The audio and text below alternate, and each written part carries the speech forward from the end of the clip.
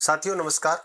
आज की हमारी क्लास रहेगी लाभ और हानि की। आज हम लाभ और हानि शुरू कर रहे हैं। इससे पहले हमने अनुपात और समानुपात और परसेंटेज का टॉपिक कंप्लीट हमारे यूट्यूब चैनल पर अपलोड कर दिया है। यदि आपने वो वीडियो नहीं देखी है तो वो वीडियो आप देख सकते हैं।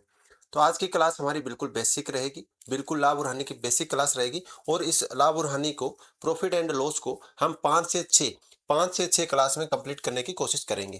ठीक है, नेक्स्ट 5 से 6 क्लास में हम इसको कंप्लीट करने की कोशिश करेंगे। हर रोज आपको एक वीडियो मिला करेगी। ठीक है, तो आप बगैर बिना किसी स्किप के इस वीडियो को अच्छे से देखना है। तो चलिए हम आज की क्लास को शुरू कर लेते हैं। सबसे पहले हम जानेंगे कॉस्ट प्राइस। कॉस्ट प्राइस जो होता है, क्रय मूल्य जो होता है, वह मूल्य होता है जिस पे हम कोई वस्तु खरीदते हैं, वो कॉस्ट प्राइस कहलाता है। सेलिंग प्राइस यानी जिस मूल्य पे हम अपनी वस्तु को बेचते हैं वो सेलिंग प्राइस होता है। लाभ या हानि किस पे निकलेगा? वो हमेशा ही क्रय मूल्य पे होता है, यानी हमारे जेब से जो पैसे लगता है, लाभ हानि हमेशा उस पे होगा। लाभ हो चाहे हानि हो, हमेशा याद रखना आपको, वह उस मूल्य पर लगता है जो हमारी जेब से लगता है।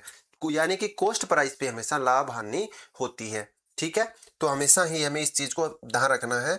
चलिए इसमें हम एक चीज और देख लेते हैं। एक चीज हम और देख लेते हैं।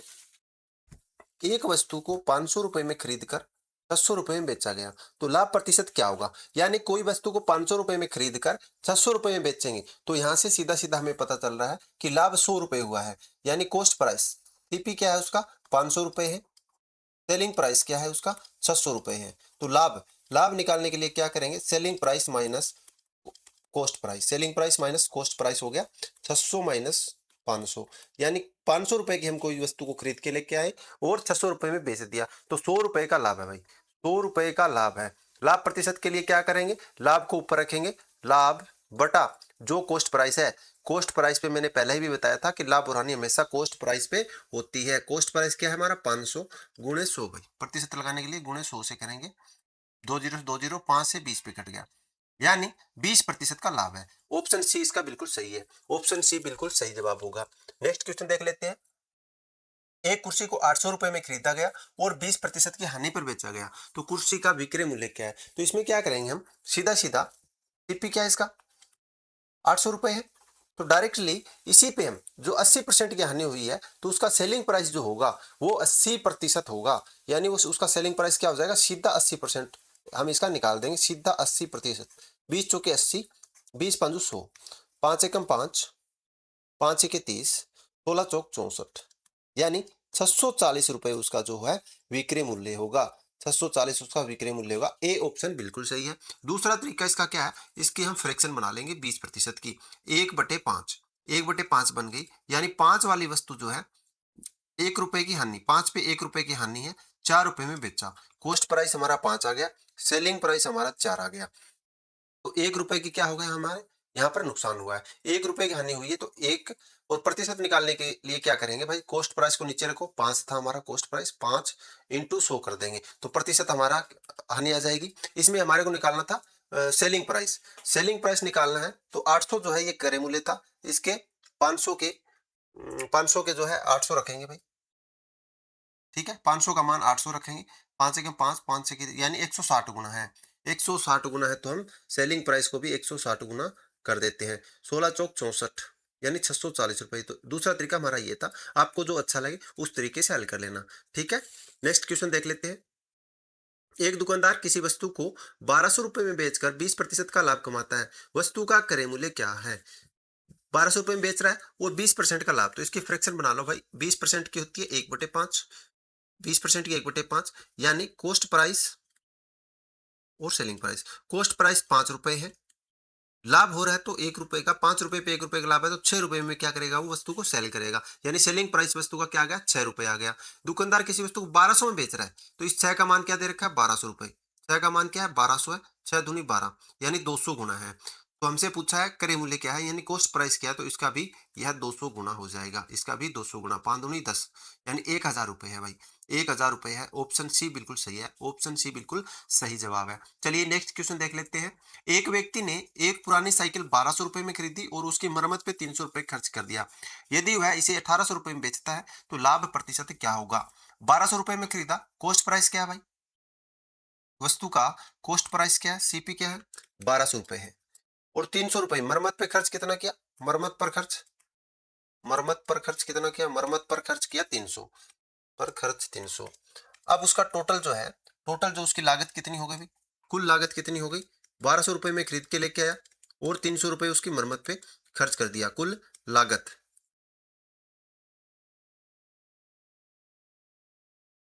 अब उसकी कुल लागत क्या होगी भाई, कुल लागत 1200 रुपए की खरीद के लेके आया और 300 रुपए उसकी मरम्मत पे खर्च कर दिया, तो अभी 1500 रुपए उसकी लागत आ गई, कुल लागत 1500 रुपए आ गई और 1800 रुपए में बेच दिया। सेलिंग प्राइस क्या है, 1800 रुपए है, सेलिंग प्राइस 1800 है। तो भाई लाभ कितना है, लाभ कितना है, कॉस्ट प्राइस कम है, सेलिंग प्राइस ज्यादा है, तो हमेशा लाभ होगा। लाभ कितना हुआ, selling price SP minus CP, 1800 रुपए एसपी है माइनस 1500 रुपए क्या है भाई, कॉस्ट प्राइस है। तो 300 रुपए का क्या है भाई, लाभ है। 300 का लाभ है तो लाभ प्रतिशत हम निकाल लेते हैं, लाभ प्रतिशत यहां से निकाल लेते हैं। 300 बटा कॉस्ट प्राइस क्या है भाई, 1500 रुपए, तो डिवाइड बाई 1500। लाभ और हानि हमेशा क्रय मूल्य पर होगा, इस चीज को हमेशा ध्यान रखनी है आपको।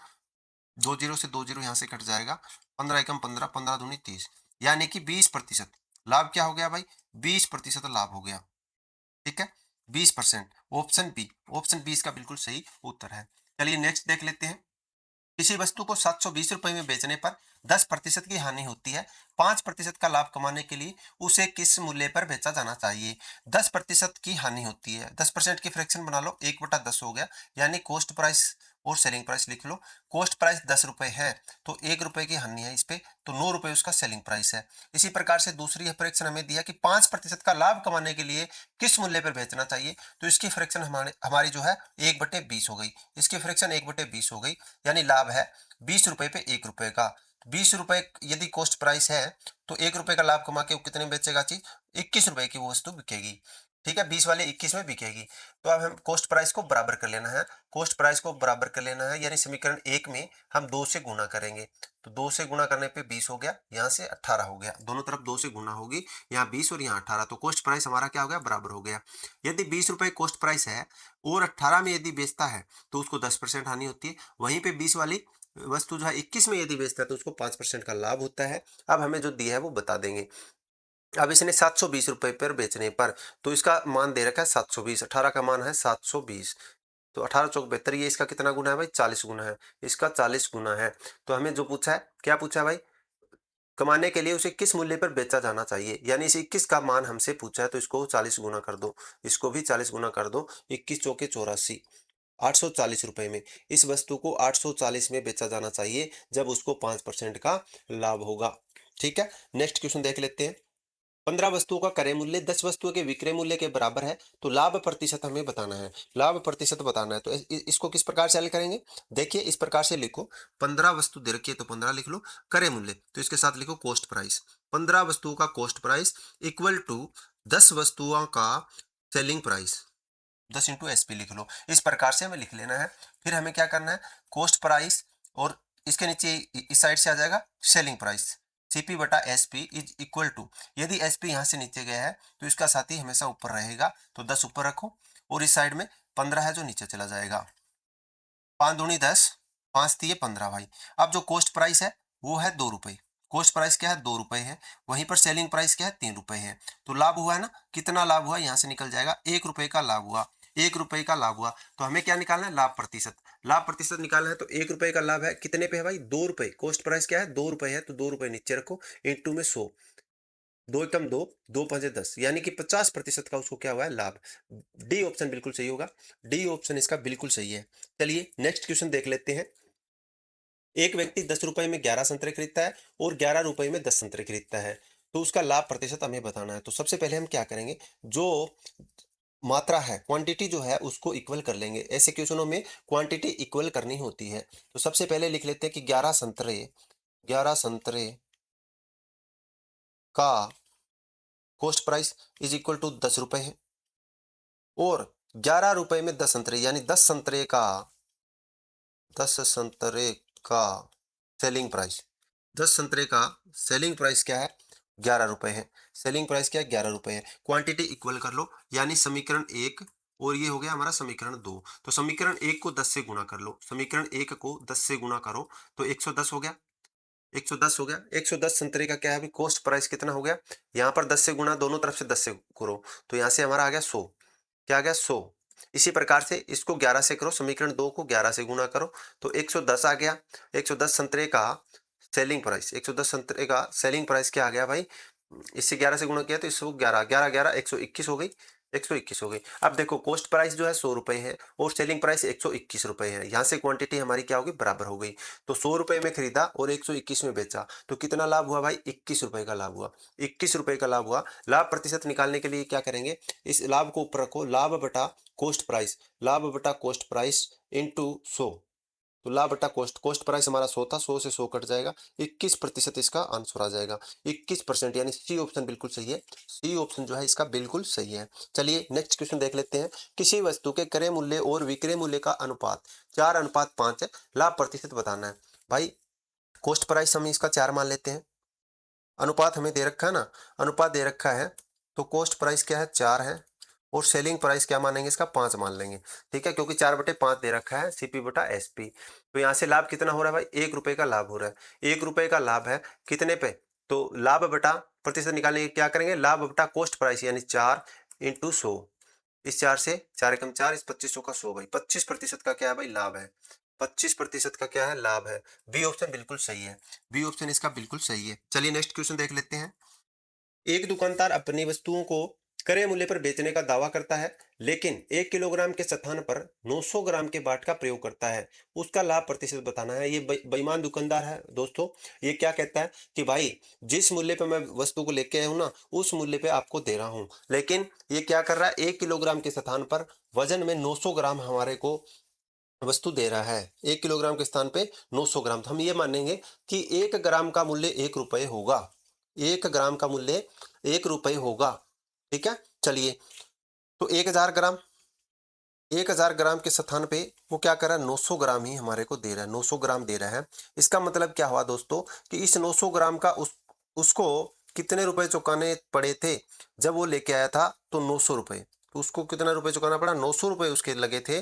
उसका कॉस्ट प्राइस जो था वो 900 रुपए था, जबकि हमारे को कितना, भाई ये 1 किलोग्राम है, ये तो बोला गया ना, वजन तो 900 ग्राम दिया, लेकिन उसने बोला कि भाई 1 किलोग्राम है, यानी 1000 ग्राम है भाई। हम तो 1000 ग्राम के भरोसे उसको 1000 रुपए दे के आ गए, 1000 रुपए दे के आ गए।